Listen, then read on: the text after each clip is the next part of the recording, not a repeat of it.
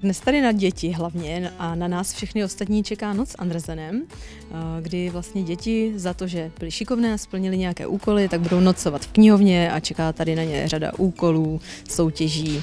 Jsou to dárky jednak od nás z knihovny Jiřího Mahena, ale jednak i od sponzorů a partnerů, kterým je třeba firma Plejas a nebo třeba Skip, Svaz knihovníků a informačních pracovníků České republiky, a určitě bychom jim všem chtěli moc poděkovat. Emo, jak se ti líbí na dnešní noci s Andersenem? Strašně moc. A co tě nejvíc nadchlo? Z čeho máš největší radost? Asi ze všeho. Jak se ti líbí na dnešní noci? Strašně. A co tě nejvíc zaujalo? Asi, že jsem vyhrál.